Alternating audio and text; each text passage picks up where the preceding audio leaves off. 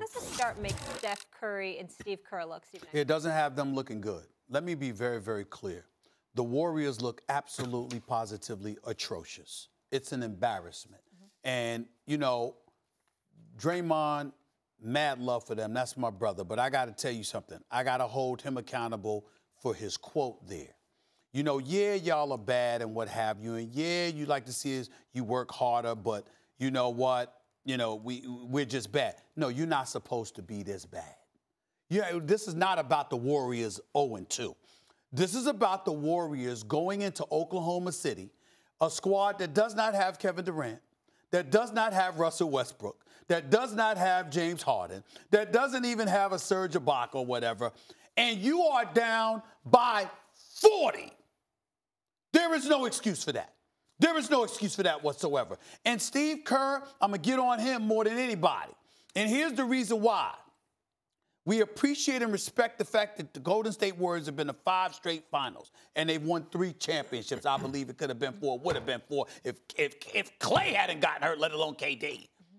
But the point is, now show us what we've been saying about you, that you indeed are a great coach. It doesn't mean you're going to win games.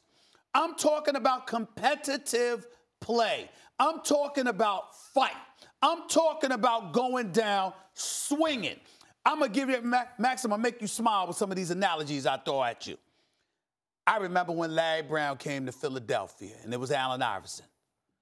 Most people would be hard-pressed to remember the other guys that played with him. I know it happened to be Eric Snow, George Lynch, Theo Ratliff, before Dikembe Mutombo, Tyrone good Hill. Defensive all team. of that. Good defensive team. He said, I got Larry, I got AI.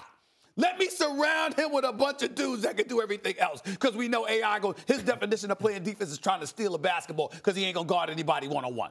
I remember before that, Pat Riley comes to New York City, okay? And you have Patrick Ewing.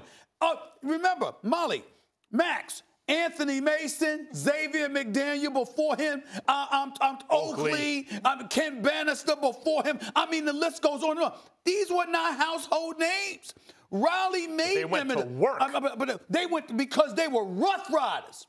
So what they said was, some others might have talent, but what we're going to ensure is that every night you're in a dogfight. Let me say this to you, because I'm somebody that has a relationship with a Joe Lacob, who I respect and revere as an owner.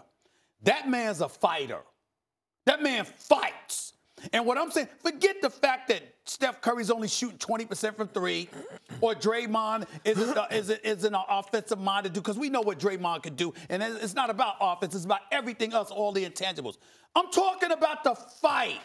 Where is it? Klay Thompson goes down. Kevin Durant's not there. Okay, you're not good enough. We understand that.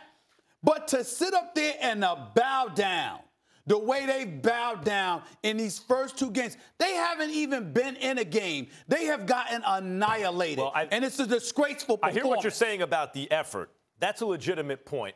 Although I think that when you're discombobulated to the extent that they are in terms of the roster, you got to find your way. And I don't expect this to continue all season. But look at who they started. You know, you have Marquise Chris and who else started? Glenn Robinson III. Yeah. I mean, you know, what Jordan Poole, Jacob Evans. Right, but when those guys are starting, not only are they not starters, but what does that mean you have on the bench? It means you got nothing.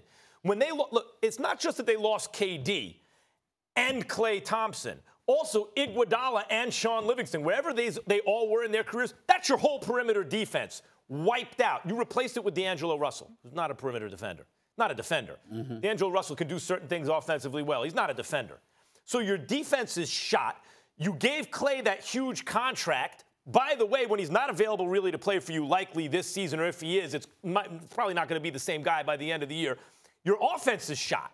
You don't have any depth on your bench, and your starters, 2 of them, look, you can say what you want about OKC, but look how they rebuilt on the fly, put a competitive roster. Shai Gilgeous-Alexander and Danilo Gallinari and Steven Adams and these guys. They can play. They have real NBA starters up and down the roster and a bench, the whole thing. That's an actual good competitive team. That's not what the Warriors are fielding right now.